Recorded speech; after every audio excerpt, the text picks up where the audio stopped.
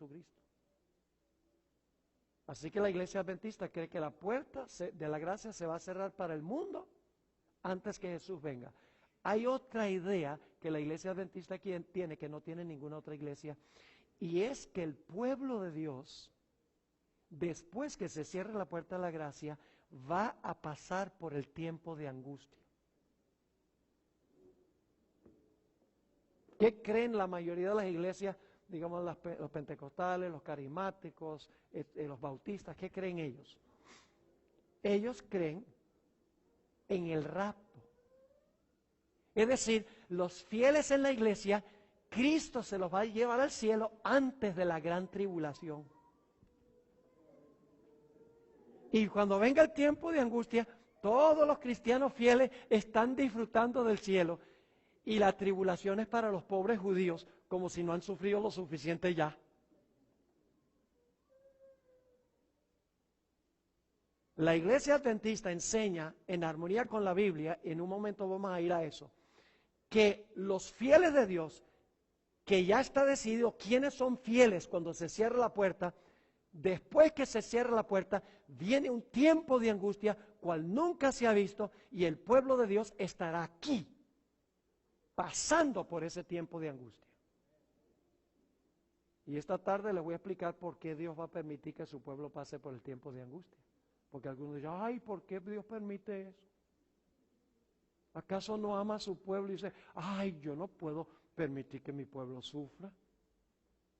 Porque algunos piensan superficialmente, no piensan en cuanto a por qué Dios hace y Dios permite. Dios tiene una razón de todo. Él tiene una razón por la cual permite que su pueblo pase por el tiempo de angustia. Ahora, en los minutos que nos quedan, ¿les quedó claro lo que hemos estudiado hasta ahora?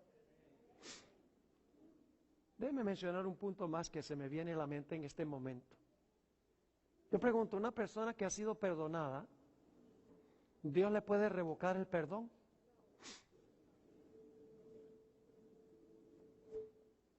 Sí, Señor. Aquí está el asunto del juicio. Decimos que hay algunos en la iglesia que ¿qué?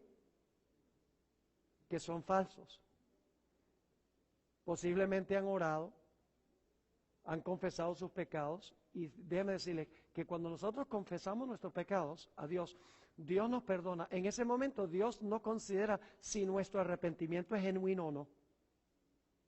Acepta nuestra palabra, pero en el juicio se va a examinar a ver si el arrepentimiento fue genuino o no. Y usted dice, ¿dónde está eso en la Biblia? ¿Recuerdan ustedes la parábola de los dos deudores? Había un individuo que tenía una deuda tan grande que no la podía pagar. 10,000 talentos, una suma imposible de pagar. Y en realidad lo que había hecho era, se había robado el dinero de su amo, de su señor. Y el señor lo llamó a cuentas, ese es el juicio, y le dice, mira, ríndeme cuentas, ¿por qué es que tú me has desfalcado ese dinero?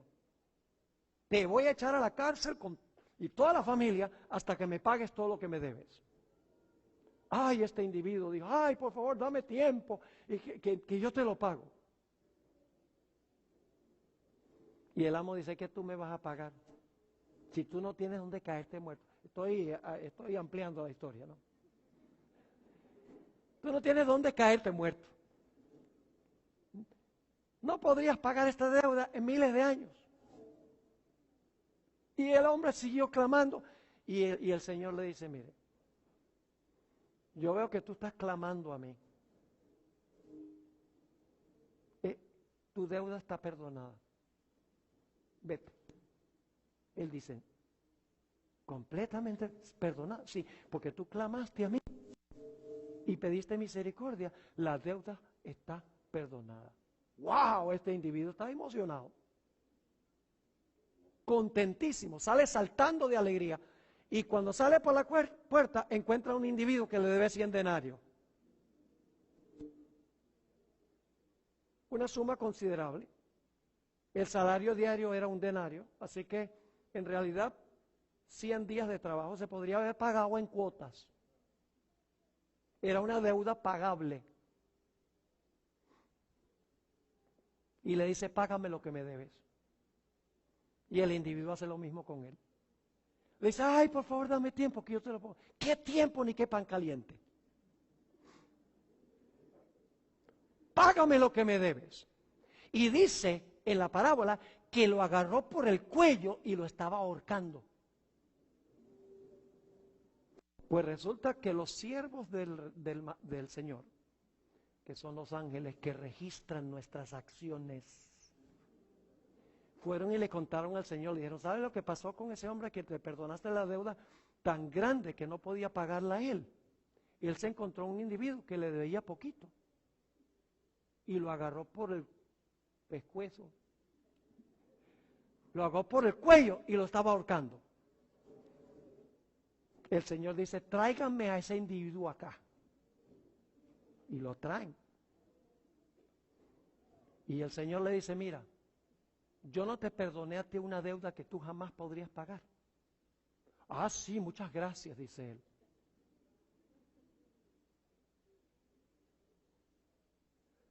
Y luego le digo, si yo te perdoné una deuda tan grande que no podías pagar, ¿no debías tú haber manifestado esa misericordia para con tu semejante? Con una deuda que sí podía pagar. Y dice que le revocó el perdón. Y lo echó a la cárcel hasta que pagara todo lo que debía. Yo pregunto, ¿Dios puede perdonar y luego puede revocar el perdón? Miren, las acciones de ese hombre demostraron que sus lágrimas eran de cocodrilo. Estaba triste, no porque le había robado el dinero al Señor, sino por el castigo que le iba a caer. No estaba en verdad arrepentido y se demostró que su arrepentimiento no fue genuino por la forma como trató a su semejante. Entonces yo pregunto, cuando se examinen los casos en el juicio, ¿se va a encontrar muchas personas que profesaron a Jesús que se les va a revocar el perdón? Sí, Señor. Por eso el Padre nuestro dice, perdónanos nuestras deudas, así como perdonamos a nuestros deudores. Así que si usted no perdona a sus deudores, no estoy diciendo que si alguien le debe dinero, debe perdonarlo. No estamos hablando de eso. Hay que pagar nuestras deudas financieras. Pero no es cierto que la gente nos hace cosas que en realidad son pequeñas. Dios nos ha perdonado tan grande a nosotros. ¿Cómo no vamos a perdonar las insignificancias de la gente contra nosotros? Ahora vamos a examinar estos 3 puntos de tiempo. Cierre de gracia, el tiempo de angustia y luego la segunda venida de Jesús. Ese es el orden. Cierre de la gracia, tiempo de angustia y luego Dios recompensa a su pueblo. Ahora, vamos a dar varios ejemplos bíblicos de esto. Y vamos a encontrar en cada ejemplo que vamos a dar, esta mañana vamos a dar algunos, y por la tarde les voy a dar otros ya mucho más contundentes aún que los que vamos a estudiar esta mañana. Siempre en cada ejemplo que les voy a dar hay un remanente fiel. En segundo lugar, siempre el remanente tiene enemigos que quieren acabar con ellos. En cada ejemplo, el pueblo de Dios, el remanente, pasa por un terrible tiempo de angustia. En cada caso, la fe del pueblo de Dios es severamente probada en el tiempo de angustia. En quinto lugar, Dios se demora en contestar las oraciones de su pueblo. Porque su pueblo está diciendo, los enemigos nos van a destruir, Señor. Esta angustia es terrible. Parece que tú nos has abandonado. Y Dios no va a contestar inmediatamente. Dios va a demorar responder las plegarias de su pueblo. Y esta tarde vamos a ver que hay una razón por la cual Dios no responde inmediatamente. Hay una demora. Pero finalmente el último punto es que después de la demora, Dios libra a su pueblo. Ahora vamos a nuestro primer ejemplo. Son varios y vamos a ver hasta dónde nos llega el tiempo hoy. Porque necesitamos ir a comer la comida que perece.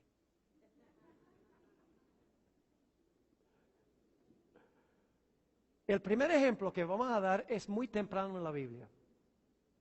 Génesis. La historia del diluvio.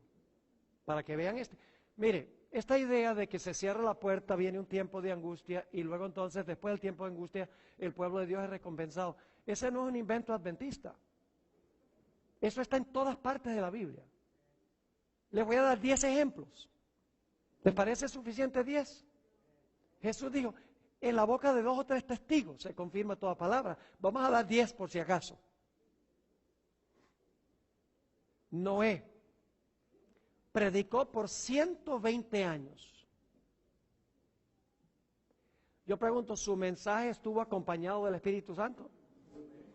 Sí, porque Dios dijo, mi espíritu no contenderá para siempre con el hombre. Es decir, mientras Noé estaba construyendo el arca, el Espíritu Santo estaba acompañando el mensaje de Noé. Yo pregunto, ¿el mensaje de Noé fue un mensaje de juicio? ¿Cuántos grupos hubo después que Noé terminó de predicar? Cuando él terminó su predicación, ¿cuántos grupos había? 2. Su mensaje dividió a la raza humana en 2 grupos. Eso es lo que hace el juicio. Divide a la raza humana en 2 grupos. Ahora, vamos a notar lo que sucedió cuando Noé terminó de proclamar su mensaje. Génesis el capítulo 7 y el versículo 16. Génesis el capítulo 7 y el versículo 16. Noé terminó de predicar su mensaje. La raza humana se ha dividido en 2 grupos. Y fíjense lo que es interesante, predicó 120 años. Imagínense una campaña evangelística de 120 años. Yo creo que si Noé hubiera trabajado con una conferencia, lo hubieran votado como mal evangelista. Porque imagínense, cuando terminó de predicar, solamente se salvaron 8 y todos eran miembros de su familia. Fracaso. Mire, Dios no nos pide que miremos los resultados. Dios nos pide que prediquemos. Pero estamos tan ansiosos de números, muchos, sí, muchos. ¿Por qué razón?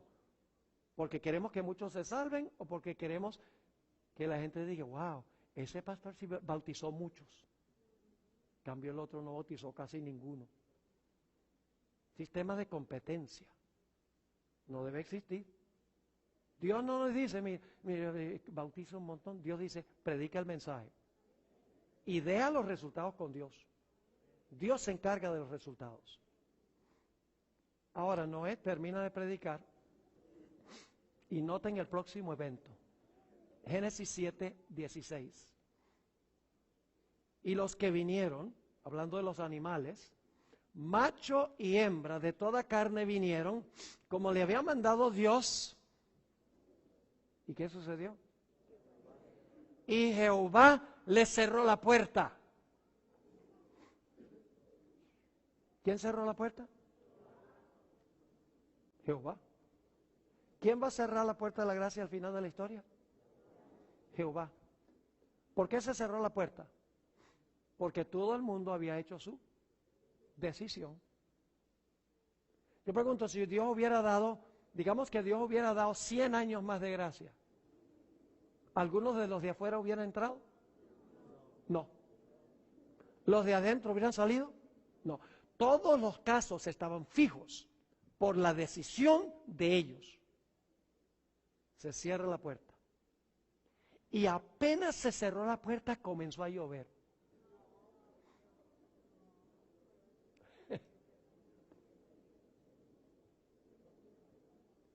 Hermanos y hermanas, ¿ustedes nunca han pensado por qué es que Dios dejó a Noé y a su familia en ese barco lleno de animales? Imagínense cómo habrá olido.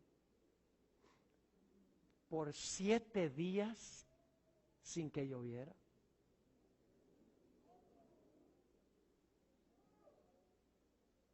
Yo pregunto, durante esos 7 días, ¿la fe de Noé y su familia fue severamente probada? Lo voy a leer en un momento de Patriarcas y Profetas. ¿Cómo creen ustedes que se portaron cada día que pasó los que estaban afuera del arca? Cada día más violentos. Un día pasa, 2 días, 3 días, 4 días, 5 días, 6 días, 7 días, porque pasaron 7 días completos. El 8º día, dicen Patriarcas y Profetas, que en realidad empezaron a ver objetos voladores no identificados. Nubes.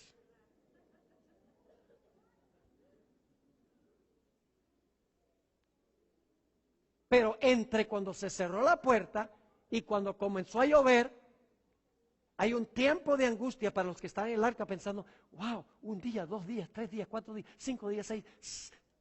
Satanás está diciendo, ¿será que me equivoqué? Y los de afuera cada día más altaneros. Fíjense lo que dice Patriarcas y Profetas, página 86 y 87. Dice, durante 7 días, después que Noé y su familia hubieron entrado al arca, no aparecieron señales de la inminente tempestad. Durante ese tiempo se probó su fe. ¿Hubo una demora? Fue un momento de triunfo para el mundo exterior.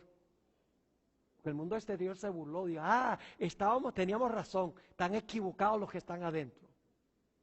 Y luego dice ella, se reunieron en multitudes alrededor del arca para ridiculizar a sus ocupantes con una audacia violenta que no se habían atrevido a manifestar antes. Si hubieran podido tumbar la puerta, lo hubieran hecho. Los impíos cada día más altaneros y los de adentro su fe es probada. Pero ¿qué sucedió después que pasó la demora? Noé y su familia fueron salvos y sus enemigos fueron destruidos. ¿Están captando la idea?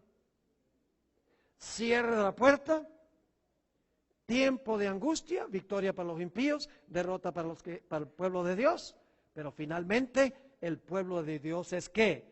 Libertado o salvado de manos de sus enemigos. Ahora yo quiero que vayamos un momento a Mateo 24. Dice, bueno, está interesante, pastor. Jesús entendió esto de esta manera. Mateo 24, 37 al 39. Mas como en los días de Noé, así será la venida del Hijo del Hombre. ¿Qué 2 eventos se están comparando? Lo que pasó en los días de Noé con la venida del Hijo del Hombre. Ahora escuchen bien, cuando dice la venida del Hijo del Hombre, casi siempre se dice, eso está hablando de la segunda venida. Y sí tiene relación con la segunda venida, pero hay más que eso. Lo vamos a ver. Versículo 38. Porque como en los días antes del diluvio, estaban comiendo y bebiendo, casándose y dando en casamiento, escuchen, hasta el día en que Noé entró en el arca. El primer hasta marca ¿cuál punto de tiempo? Cuando Noé y su familia, ¿qué? Entraron al arca. Pero luego noten lo que sigue diciendo Jesús. Y no entendieron. ¿Quiénes no entendieron? Los que estaban afuera. No entendieron hasta que vino el diluvio y se los llevó a todos. ¿Qué no entendieron los que estaban fuera del arca durante el tiempo entre cuando se cerró la puerta y cuando comenzó a llover? ¿Qué no entendieron? No entendieron que estaban perdidos. Y los que estaban dentro, ¿será que estamos salvos? Su fe es probada. Y luego el Señor Jesucristo dice, así será también la venida del Hijo del Hombre. ¿Se va a cerrar la puerta primero? ¿Antes de la segunda venida? ¿Va a venir la destrucción sobre los impíos después de un periodo de tiempo? Jesús dijo que sí. Ahora, Jesús se refirió a esto para que puedan entender mejor este asunto. Enseñanza única de la Iglesia Adventista basada en la Biblia. ¿Ustedes creen que si la gente supiera que pronto está por cerrarse la puerta de la gracia, tomarían en serio prepararse para ese momento? Sí. Y nosotros tenemos que decirle eso. Pronto la puerta se va a cerrar. Todas las señales del mundo lo indican. Señales en la iglesia y fuera de la iglesia. Indican que el mundo está en camino a la destrucción y la desolación. Jesús también se refirió, dijo que Él va a venir como ladrón en la noche. Miremos esa expresión, como ladrón en la noche. Jesús dijo, como Él va a venir como ladrón en la noche, tenemos que ¿qué? Que velar, es decir, estar despiertos. Quiero ilustrarlo de esa manera. Aquí en Charlotte, ¿en diciembre hace frío? Yo creo que sí. Quiero que se imaginen, ustedes han trabajado duro durante el día, llegan a la casa cansados, se sientan, cenan, se sientan en la silla para ver un poco de 3ABN.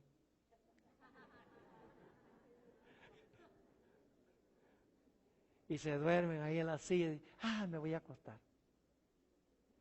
Y entonces usted se acuesta, baja el termostato, porque quiere dormir debajo de las cobijas así sabrosito. Y entonces se mete debajo de las cobijas y cuando ya está por dormirse, se me olvidó trancar la puerta. Ay, está tan rico aquí calientico debajo de las cobijas. Yo llevo 25 años viviendo en esta casa y nunca ha venido el ladrón. Se queda debajo de la cobija. Se duerme. Y esa noche, cuando no está velando, llega el ladrón y encuentra la puerta abierta.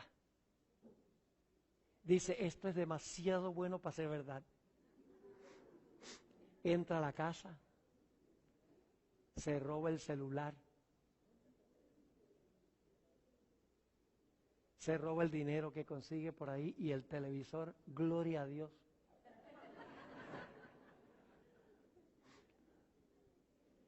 Y la gente que está en la casa no sabe que vino el ladrón. ¿Cuándo descubren los que están en la casa que vino el ladrón? Cuando se despiertan por la mañana, pero ya en ese momento es demasiado tarde. ¿Están entendiendo? La venida de Jesús como ladrón no es la segunda venida de Jesús.